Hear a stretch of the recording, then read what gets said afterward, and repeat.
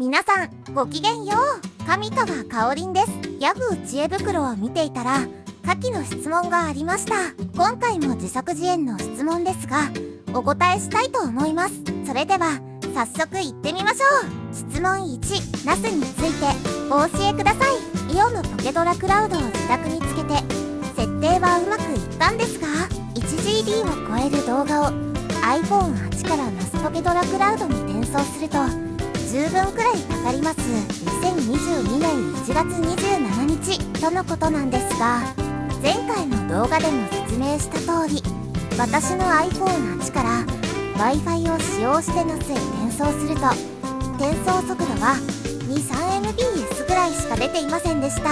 これは私としては iCloud に送るよりはよっぽど速くなったので、こんなものかと思っていたんですが、どうもこれでは世間一般には遅いと言われるようです。わらわらわら。なので今回はこの Wi-Fi 速度をなんとか速くできないか検討してみました。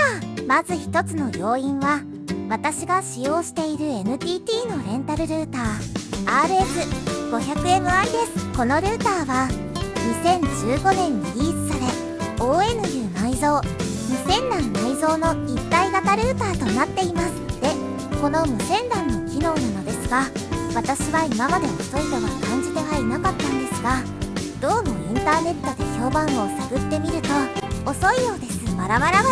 無線 LAN 規格を見てみると IEEE821AC いわゆる Wi-Fi5 最大転送速度 6900Mbps 有線 LAN 端子 1000Mbps に対応しています。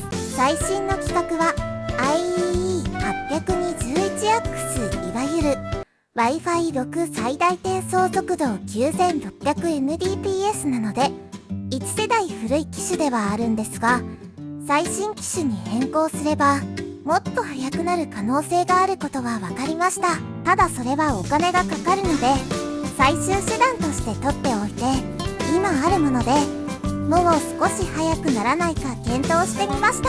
というのも実は自宅にはテレビをインターネットにつなぐために Wi-Fi 中継機というものを最近何個か買っていたんですよね。一つは TP リンク社の RE200、 もう一つはバッファローの WSR1166BHP4WH です。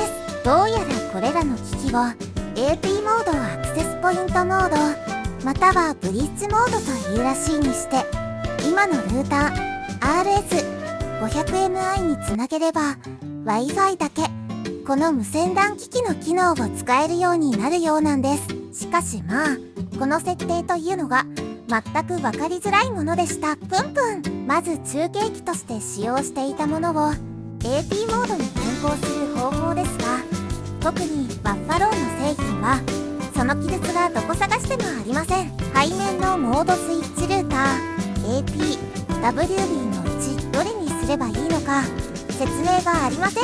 AP モードなんだから AP にすればいいんだろうと今日やっと気がつきましたが、最初から分かるものではないですよね。あと設定画面に行く方法が分かりづらいです。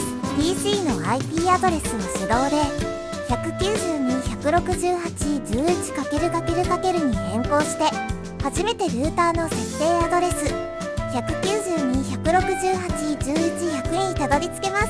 このあたりも IP アドレスの特性を知らないと理解できないですよね。あとは既存のルーター RS500MI との接続が分かりづらかったです。 RS500MI の一つの LAN ポートとバッファローのインターネットという LAN ポートを LAN ケーブルでつなぐのだろうということは勘でわかるんですが、やはり説明がないと不安ですよね。ということで4区8区してなんとか AP モード接続できました。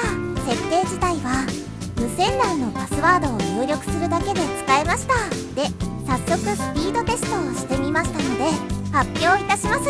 1TP リンク社の R200 の場合2000円で買った安物ですが、この機種でも IEEE802.11AC5GHz 対応です。アクセスポイントモードをブリッジモードとも有にして接続したところ今まで 23MBS の速度しか出なかったものがなんと 26MBS まで出ることが分かりました。なんと 10% も改善しました。わらわらわら。ただインターネットの接続の方が遅くなった 50Mbps ぐらいので、これは使い物にはなりませんでした。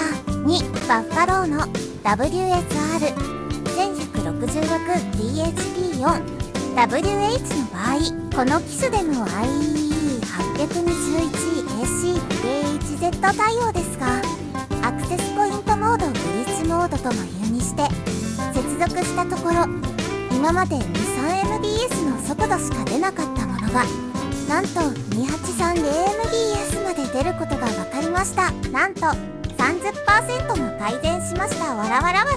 インターネットの接続も 100Mbps、200Mbps は出てますので使えます。やったー、万歳。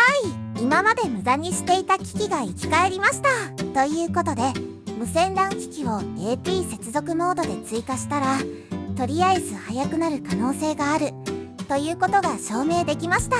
なので、もしかしたら IEE821MAX/Wi-Fi 6対応の最新のルーター買ったらもっともっと速くなりますかね。ワクワクワク。ただ一つ気がかりなのは iPhone8 がどうやらこの IEE821MAX/Wi-Fi 6には対応していないようです。どうも対応しているのは iPhone11 以降らしいイフォレーゼには対応している。なので iPhone も買い替えないと早くはならないかもです。まあそろそろ買い替え時期だけどね。ということで、とりあえず今国あるもので 30% も速くなって嬉しいです。以上です。